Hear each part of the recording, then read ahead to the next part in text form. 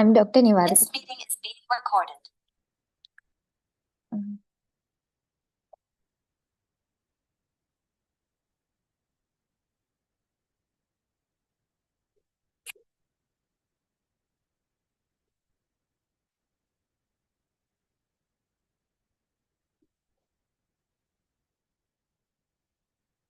Good morning. I'm Dr. Niwarthna. Our topic is today Introduction to Physiology. So I will go through the basic concept of physiology. In further sessions, we will discuss more details about these topics. Okay, so don't get confused. I have added a little bit from everything to get the main idea for the physiology. So, what is physiology? In physiology, we study the functional activities and mechanisms in biological body. For example, we know heart beats automatically. In physiology, we try to understand why can heart automatically beat. We have to understand how the functional activity and why it is happened. In physiology, we always ask why that happens. Okay, so in physiology, the word means usually studied the nature. So we always ask why that happens, and we always think why that happened, what is the purpose of this, like that. So I just add a little bit details about the history of physiology, just for your interest. You don't have to remember, but just go through.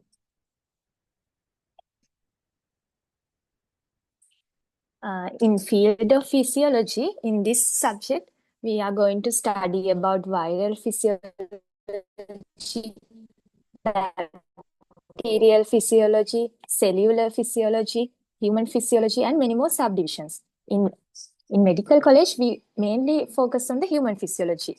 We study the science of the physiological functions in human body, why that function happens, and what is the purpose, like that. So, function and process. So we have to take a teleological versus mechanical approach to science. Teleological means what is purpose of function and why does that something exist. For example, why does heart beat automatically?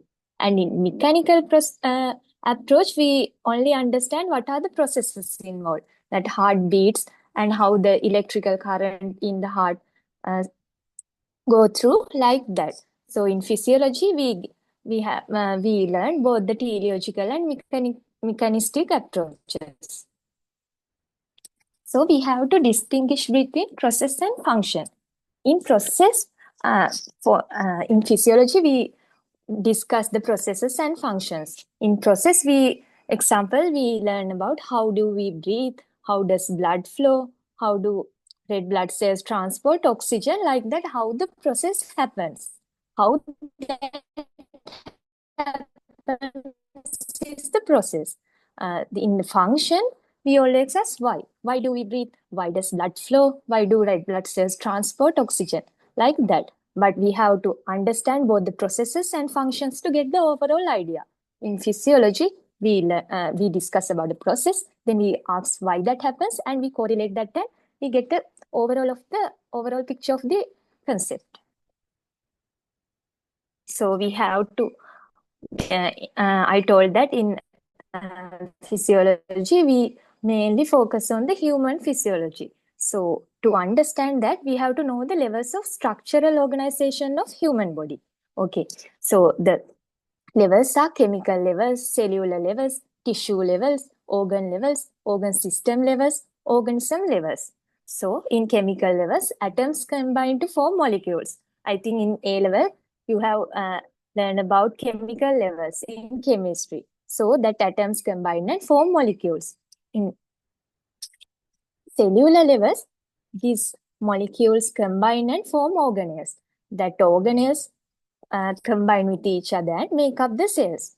Okay, so this similar type of cell and surrounding material form the tissues. So different types of tissues combine to form an organ. I have added the picture. I think you can understand and You have learned that in A levels. So organ system levels, we understand about various systems, like the organ system, as example, respiratory system, lungs, like that. So the organ system added and it makes the organism, like it makes the human. Okay. So in further sessions, we will talk more about the cells. I just add the brief overview. Okay. In cells, there are plasma membrane and cytoplasms. Plasma membrane is the one separate the cell contents of cytoplasm from the extracellular fluids. It's like a cover for the cell. Okay, because animal cells don't have a cell wall. It's the plasma membrane that separates it from the extracellular fluid. Okay, inside the plasma membrane there is cytoplasm. In cytoplasms, there are cytosols and organelles. In A levels also, you have told you have got a brief idea about the organelles. Okay, so just an overview. Okay, in further slides, I will and what that will help to what that will bring to the human body. Okay. These are other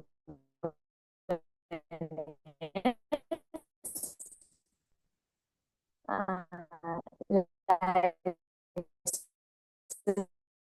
so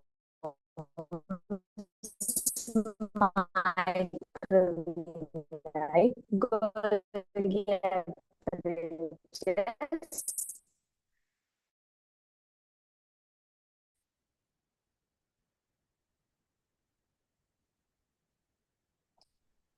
mitochondria is the powerhouse of cell. Okay, tissues. Okay, the tissues have separate special functions. So they can be mainly classified as cell tissues and neural tissues. Neural tissue is the one that conducts electrical impulses and they carry information. Muscle tissue is the one who it helps to move. It contracts and produces active movements and internal spaces. Like it provides structural support for the body and it also stores energy.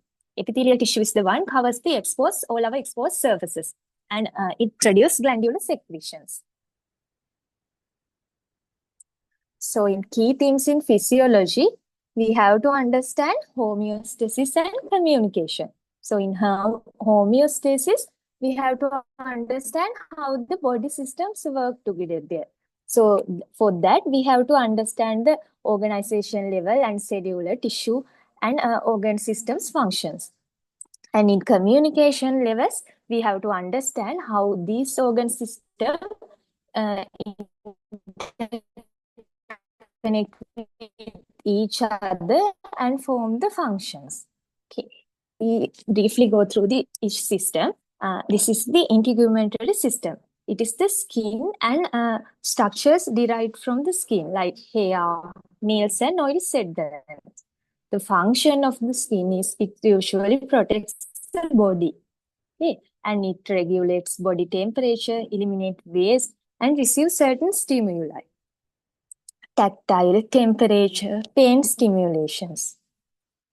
In further sessions, we are going to talk about how this sensation happens and their pathways, how the body controls them.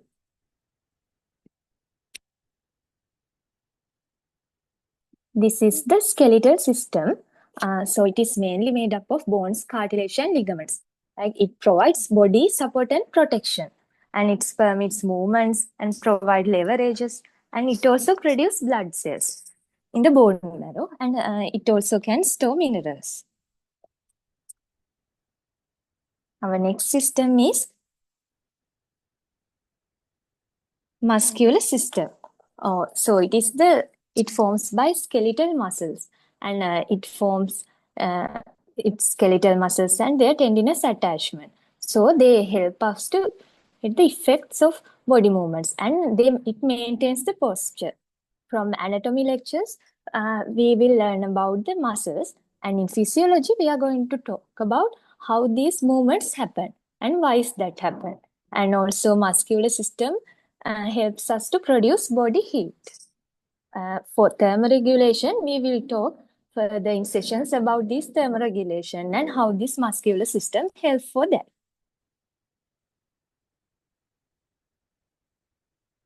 Next one is the lymphatic system. So it consists of lymphatic vessels, lymph node, and other lymphatic organs. Basically, this system removes foreign substance from the blood and lymph, and it usually maintains the tissue fluid balance. And also, it will absorb dietary fats from the digestive tract. Okay. So our next system is respiratory system.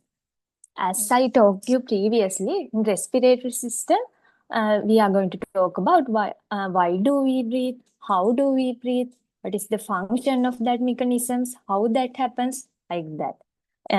Basically in respiratory system, they inhale oxygen and excrete carbon dioxide. In physiology, we are going to do how this function happen at each levels.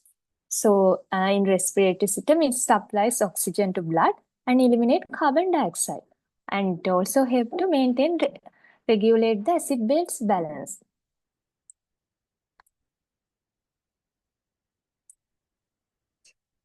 Our next system is our digestive system. It's the body organs that they ingested foods and it absorb the foods.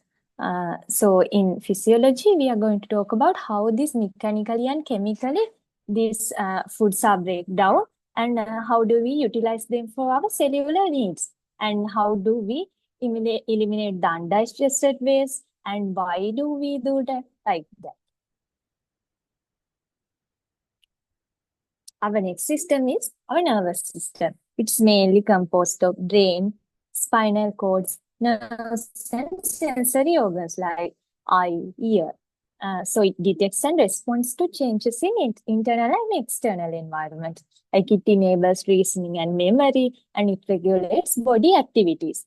Further sessions we are going to discuss in the parts which are responsible for vision, hearing, and if it affects how do they affect the human body, like that. It's very interesting. Our next system is our endocrine system. We have many endocrine organs in our body, like hypothalamus, pituitary, thyroid, thymus, adrenal. These all organs help us for our endocrine functions, and they produce hormones. That hormones control and integrates body functions. The hormones are secreted into bloodstream and they are going to travel to their target organs and they control and integrate the body functions. Endocrine system plays a main role in our body. Our next system is our cardiovascular system. It's mainly composed of arteries, veins, heart. So in cardiovascular system, we are going to talk about how do we transport respiratory gases and how do we protect against disease and fluids. It also help to regulate body temperature and acid-base balance.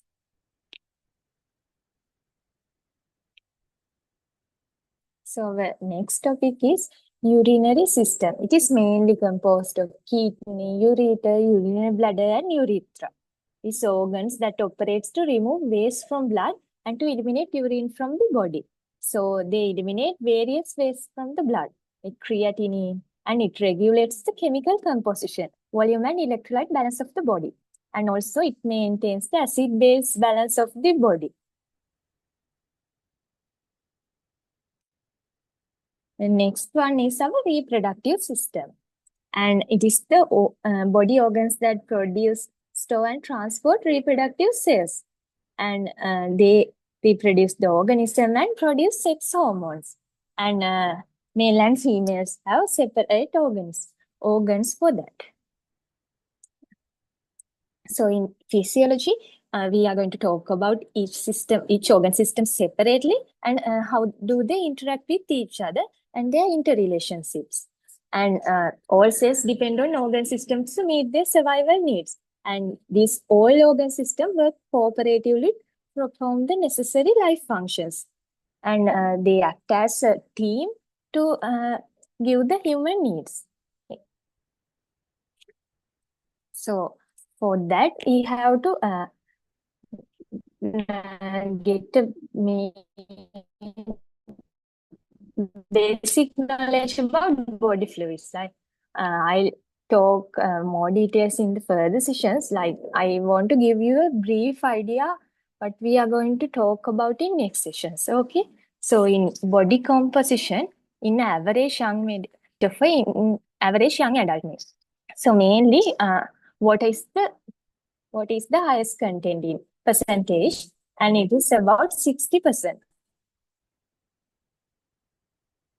So the water content in body is divided into two compartments. Like it is the extracellular fluid and intracellular fluid. Intracellular fluid is the one which is inside the cells, and outside the cells they are extracellular fluids. And intracellular fluid is about 2/3 volume of fluids in the body. Extracellular fluid is about 1/3. And extracellular fluid is divided into interstitial fluid and plasma. Interstitial fluid is the fluid between the cells. So the plasma is the fluid portion of blood. You all know about plasma. And extracellular fluid is the one contains ions and nutrients needed for cellular life. Okay. This is just a overview in fluid compartment. This about 60% of body weight is the fluid. So from that fluid, 1/3 is extracellular fluid and 2/3 is intracellular fluid. Extracellular fluid is about 20% of body weight, and intracellular fluid is about 40% of body weight.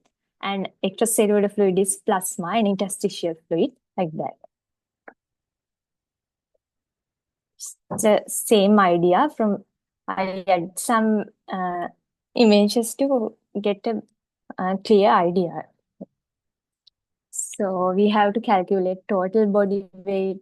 I just add the equation, but we'll talk about it in the future sessions. And we have to know the differences between extracellular fluid and intracellular fluid. Why do we know? Why do we have to know that? If a patient had a trauma, we have to decide what fluid should we have to give. Should we have to give blood or normal saline or some other fluid? For that purpose, we have to understand what is extracellular and intracellular fluid, because they have different portions, and these separate fluids behave differently. For that clinical approach, we have to know the basic details of this. And also we have to understand how substance enter and leave the cells. How substance enter and leave the cells is usually controlled by plasma membrane. It's like a barrier. It determines precisely what substance can enter or leave the cytoplasms. Substance in plasma membrane, some substances are freely permeable. They are proteins, lipids, ions, water, and carbohydrates.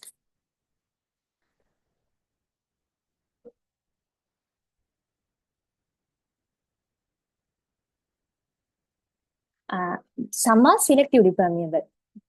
There are some proteins, some lipids, ions, water, and carbohydrates.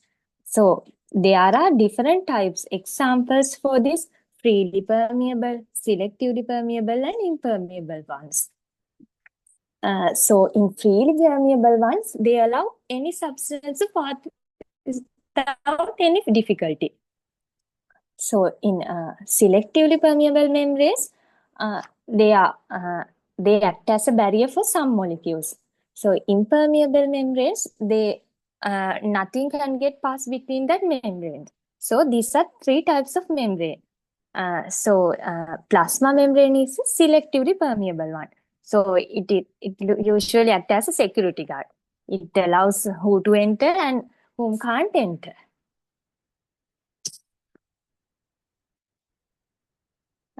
Just Some mechanisms require ATP to pass the barrier, and some do not require ATP. So there are passive transport processes and active transport processes. In passive transport processes, there is no cellular energy needed. So as example, in diffusion, it's a passive transport process.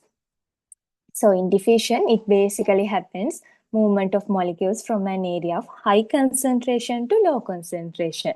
So there is no need of ATP for that process. And in passive transport, there is no cellular energy needed, and also they don't use carrier proteins.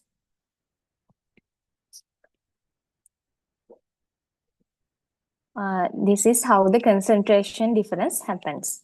Okay.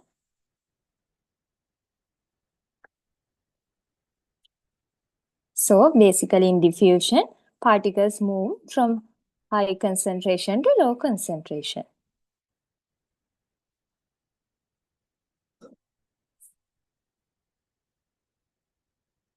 Another example is osmosis.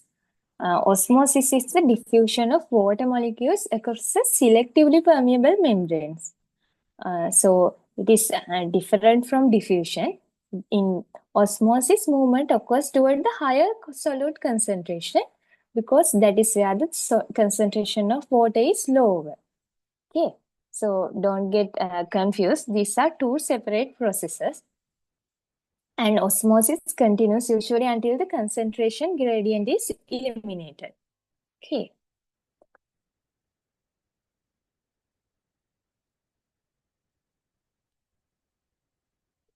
For active transport processes, we need energy.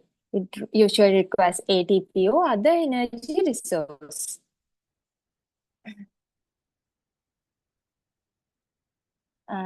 The examples for active transport processes are facilitated diffusion and active transports.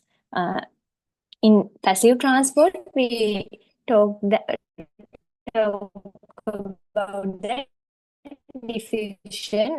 It usually doesn't need carrier-mediated transported. In facilitated diffusion, they usually needed carrier proteins. Okay, gradients. But the difference is that in facilitated diffusion, movements of material across the membrane usually happens through a carrier proteins. Okay, in like that. In active transport, it also uses carrier proteins, and that carrier proteins usually transport the substance across the membrane. But this can continue despite of opposing a concentration gradient. Okay. If the carrier movements one solute in one direction, another solute is the opposite direction, it's called an exchange pump. For in renal system, nervous system, we are going to talk about basically more details about the exchange pump.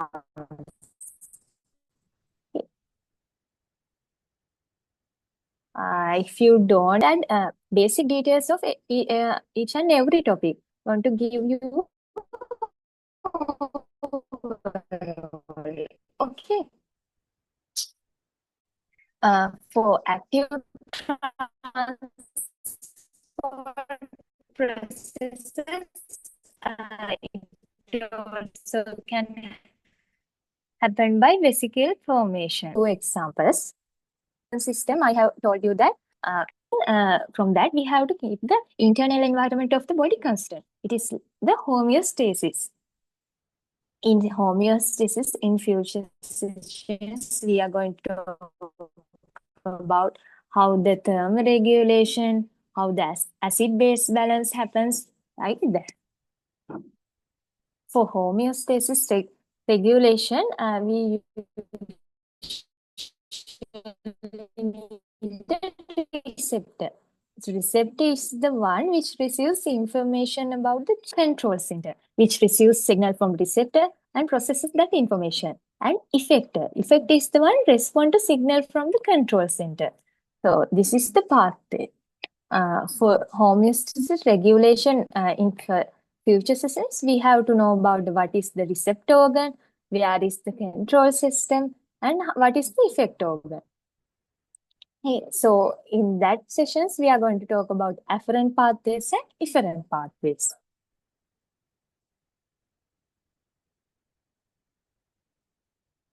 So in homeostasis, we are going to talk about feedback. Feedback is the signal sent by the effector. Feedbacks either can be negative or positive.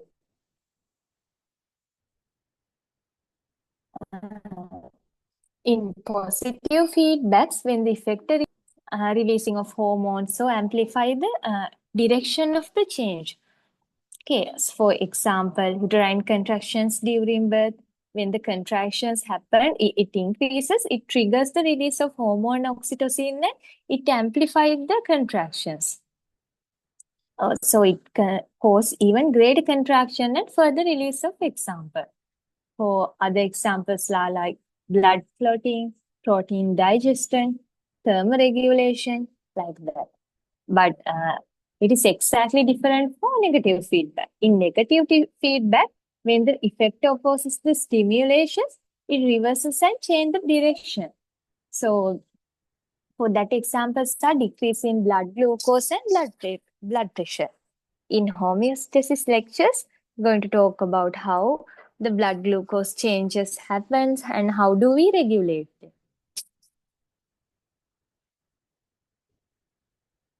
I just add a simple example for you to get a basic understanding. Okay. In negative feedback, I have told you about temperature regulation. In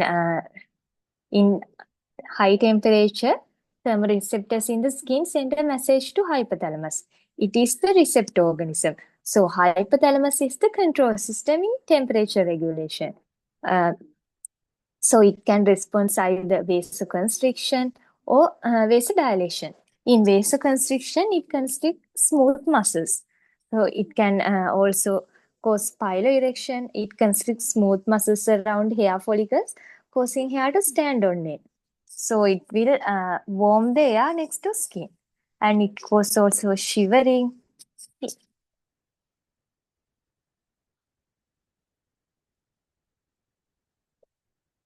This is the diagram. So when the homeostasis body temperature is low, so the control system hypothalamus turns on warming system. So the effect organisms like skin blood vessels constrict. So it reduces blood flow to skin and reduce heat from the skin. For skeletal muscles get contract and shivering generate heat production. So it also body hair also become erect to conserve heat. So by this mechanism, it will increase the body temperature. When the body temperature increase, hypothalamus turns off this warming mechanism. Okay, that is how how the temperature regulation happens, and it's just an overview. Okay, and the positive feedback during childbirth. Uh, in positive feedback also, the control system is the hypothalamus, and positive feedback in childbirth help to continue these contractions until the birth of the baby. Okay. We have to contract until the birth of the baby.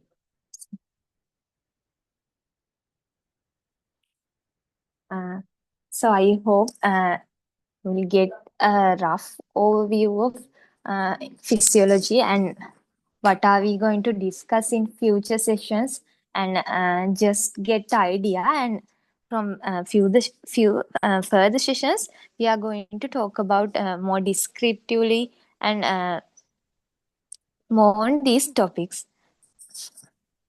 And you can read this. I will give the note, and read it and ask questions from the next session.